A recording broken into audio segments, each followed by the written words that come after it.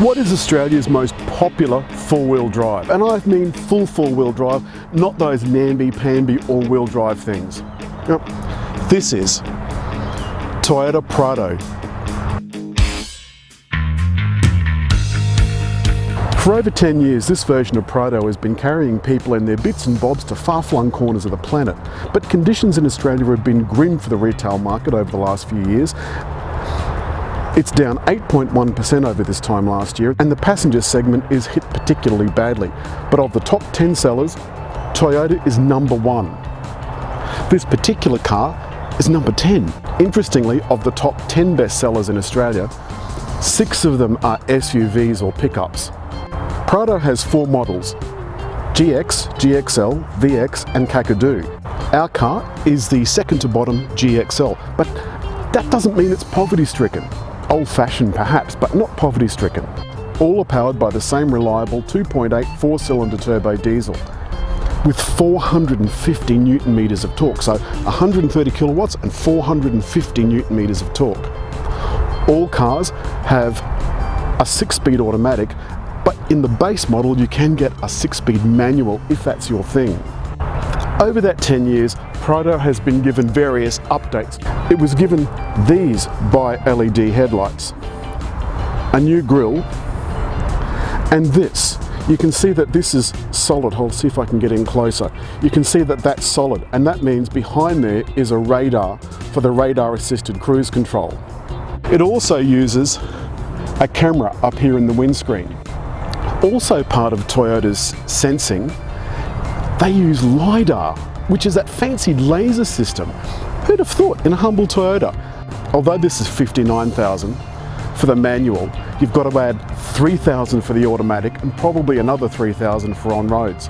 If you're going to get the top model, the Kakadu, that is $84,000 plus on-roads. Blimey, you're going to want a lot of car for $84,000. And still, it doesn't have bloody CarPlay. What the GXL does have though are these 17-inch wheels. And the 17-inch wheels you can see have very high sidewalls. And what that means is that gives you extra cushioning off-road.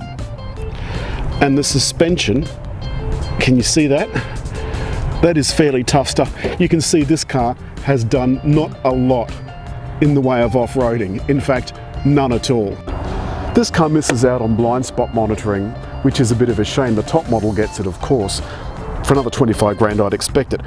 We also have keyless entry and start, so there's a push button inside to start it and some little grooves here on the top of the handle to lock the door. You unlock it by putting a hand inside. All Prados have 7 seats, but there is a 5-seat version in the base model. And unusually for a car like this tailgate isn't hinged. Well, it is hinged, but not at the top.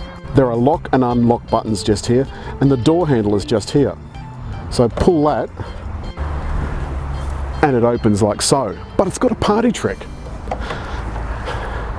It's just here, and the hatch opens. And that's so that you can put your Coles bits and bobs in there without having to go to all of the trouble of opening this, especially if someone's parked really close. But you can only have this option if you go for the flat tailgate, and the flat tailgate is the one without the spare tyre here. The spare tyre in this car is underneath and you access it from under the car. But that brings up a problem. When you move the wheel from here to underneath, it takes the place of the 63-litre auxiliary tank, leaving just the 87-litre main tank. But this car with 7 litres per 100 kilometres on the highway would still comfortably do a trip, probably with 7 people, from Sydney to Brisbane or Sydney to Melbourne. With 7-seaters, the interior is always a bit of a mixed bag. I've put just one of these back seats up so that you can see just how much space is left. There's only a strip of about, I don't know, maybe 20 centimetres here to put some bags and bits and bobs in. And the seats are a bit complex to unfold too. You've got to pull it up but then pull the bottom out from underneath. Getting into the back seat means you've got to lift this lever, slide the seat forward, and then you've got to try and get into that space, which is quite small. And then to get the seat back into place, you simply push it back like so. It does adjust with a little bar underneath so that you can use this just like you would a front seat. You'll notice here I've taken out the luggage cover, which would normally sit over the back of the bits and bobs that you've got in the boot. The seats are fairly comfortable, and of course they've got adjustable headrests, which you can put down when you're not using them. The front seats are a bit of a different kettle of fish. There's plenty of room and they're incredibly comfortable. There's lumbar adjustment, seat back and forward, and seat bottom back and forward, all with these buttons on the side. But there are no memory positions. The doors have the usual buttons: window lock, door lock and unlock, and the 4 window controls.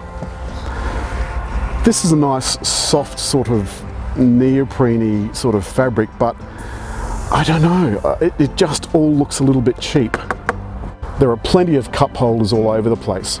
There's also cup holders in the back, rear air conditioning, and rather handily, there's even a household outlet, so you could plug a little fridge in there or whatever, up to 100 watts worth of use.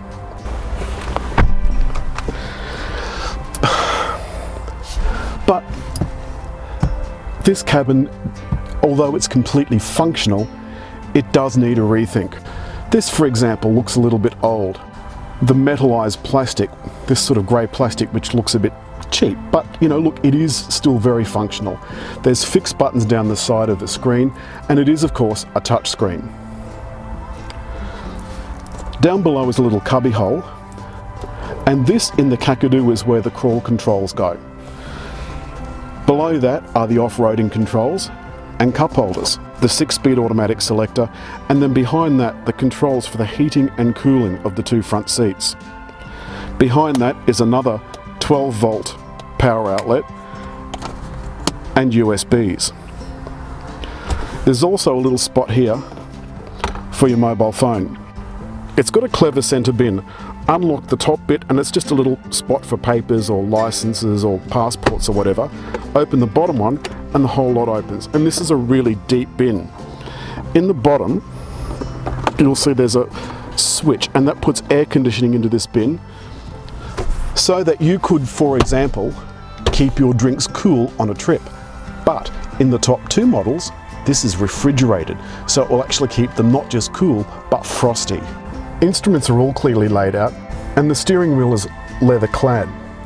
There's the usual Toyota buttons, the lane warning control, and this is the distance control for the active cruise control. On the other side there are buttons to answer the phone, the voice control button, and the mode. The difference between this and an all-wheel drive, as I've said, is that this car has low range gears. And that's something no all-wheel drive has. They just don't. And the reason they don't do that is because they're not real off-roading cars, much as they pretend to be. So the good thing about a Japanese car is that the indicators are on the right side. As you know, I like my indicators on the correct side. This 2.8 is not what I would call sprightly, but it is still definitely very, very capable. Steering, that can be best described as approximate. The big floaty tyres and the floaty suspension make driving a pleasant experience, but in order to get that travel, that suspension travel, it is very soft. It's now doing, at just a shade under 80, 1200 RPM. No wonder it gets 7.0 litres per 100 kilometres on the highway. You sit very, very high. The reversing camera is wide angle, and you can park this thing with pinpoint accuracy. Now that car in front has just stopped. Oh dear, we've just struck traffic.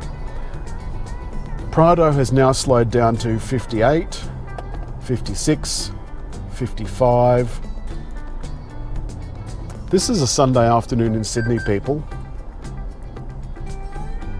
But interestingly, this radar doesn't go right down to nothing.